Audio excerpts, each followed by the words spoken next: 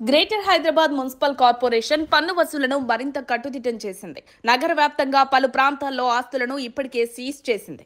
తాజాగా బంజారా హోటల్ కూడా సీజ్ చేయగా హోటల్ యాజమాన్యం వెంటనే స్పందించి 51 లక్షల పన్ను చెల్లించింది.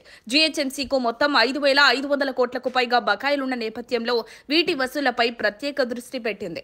జీహెచ్ఎంసీ కమిషనర్ ఇలంబత్తి ప్రతి సర్కిల్లో టాప్ 100 డిఫాల్టర్లపై దృష్టి పెట్టాలని ఆదేశించారు.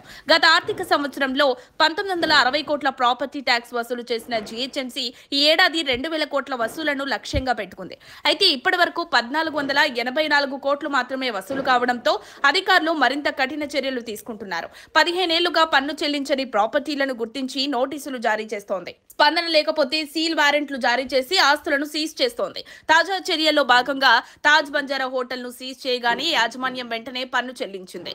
ఈ నెలలో 6 లక్షల ప్రాపర్టీలకు నోటీసులు పంపగా 60 ప్రాపర్టీలకు సీల్ వారెంట్లు జారీ అయ్యాయి. జీహెచ్ఎంసీకి 15 ఏళ్లుగా 11,668 కోట్ల ప్రాపర్టీ ట్యాక్స్ రావాల్సి ఉంది.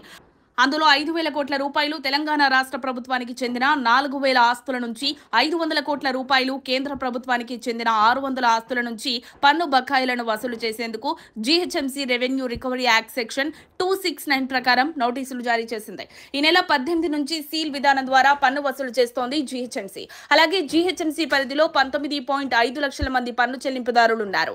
2.5 లక్షల మంది కమర్షియల్ ప్రాపర్టీ ట్యాక్స్, 17 లక్షల మంది రెసిడెన్షియల్ ప్రాపర్టీ ట్యాక్స్ చెల్లిస్తున్నారు. 2024-25 ఆర్థిక సంవత్సరంలో ఇప్పటి వరకు 12.5 లక్షల మంది పన్ను చెల్లించగా 1,484 కోట్లు వసూలైంది. అయితే ఈ ఏడాది 2,000 కోట్ల రూపాయల టార్గెట్ ను చేరుకోవడానికి మిగిలిన 40 రోజుల్లో 516 కోట్ల రూపాయల వసూళ్ల కోసం జీహెచ్ఎంసీ కృషి చేస్తోంది. మరిన్ని అప్డేట్స్ కోసం మా కాయ్ టీవీని సబ్స్క్రైబ్ చేసుకోండి. మా వీడియో కనుక మీకు నచ్చినట్లయితే లైక్ చేయండి, షేర్ చేయండి. మీ విలువైన అభిప్రాయాలను కామెంట్ బాక్స్లో తెలియజేయండి.